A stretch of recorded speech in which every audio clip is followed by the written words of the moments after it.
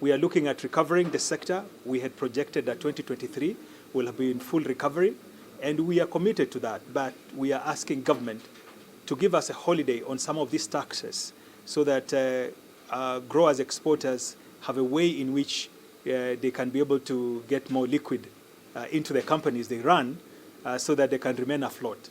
We are dealing with many other issues, so if we don't have enough liquidity, even issues concerning challenges of pests and diseases, it becomes very difficult for us to access some of those products if there is no liquidity. So that is the immediate impact that we are seeing with the 16%. But we're optimistic from what we have seen from the general statements of the new administration.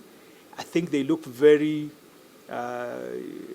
I would use the word, it looks very friendly to the agriculture sector.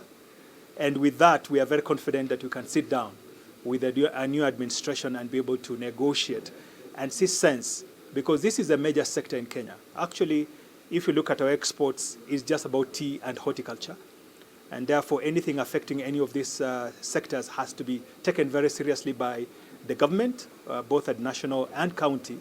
And therefore, we are looking at really engaging with the new administration on this. We still hold a vision that by 2030, 50% of our produce will be moved by sea. We see this as much more sustainable, both in terms of environment, but also augmenting or putting a second layer in terms of the capacity that we can be able to access as growers, exporters on freight. So we are seeing that as a double benefit going forward. And the response that we have seen is just amazing. We have growers now who are doing almost 50% of their exports through the sea. And this is giving us a promise that if this is anything to go by, I think we are able to attain that target even earlier than 2030.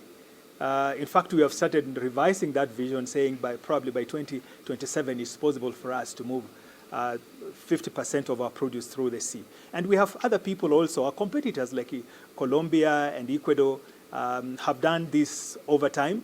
And so our learning probably is much faster than they have gone through. But we are seeing a commitment from government and the development partners and the growers coming together to be able to look at the entire supply chain and remove every obstacle that is making this not work perfectly. We have found that some of our products, the quality and what is expected is wanting. We have a bit of a challenge on the beans and peas and also on avocados. Initially, the focus has always been much more on the cut flowers with FCM, fall armyworm, and the rest. But we are seeing now interceptions based on MRLs are going up with the use of certain chemicals that either are not permitted in the market or we have exceedances. And therefore, we have to come together as a sector, both growers and government, to look at this much more careful. There are certain chemicals that all over the world are not permitted. But from where we grow these crops, we have to use certain chemicals. That is the reality. So anyone telling you that we'll be able to continue producing cut flowers, fruits, and vegetables from this country without the use of chemicals, it is not true. That will not happen. It's about the responsible use of those chemicals. And we are putting systems in place to ensure that every grower understands what they're supposed to do. But also we are educating the market to understand that there are certain products that we have to use. That is important because they could just bring in a blanket ban on chemicals, yet we will not be able to produce. So that education also, or sensitization, needs to go to the market. And I believe that that kind of dialogue then becomes very important for everyone to understand, both from production and the market, where we stand on all this.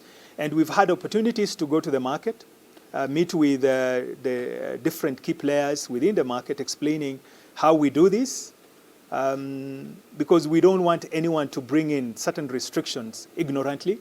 We want them to bring in with understanding that we are producers, and there is a way in which, as much as we want to remain as ethical as we can, there are ways in which we have to continue producing our products.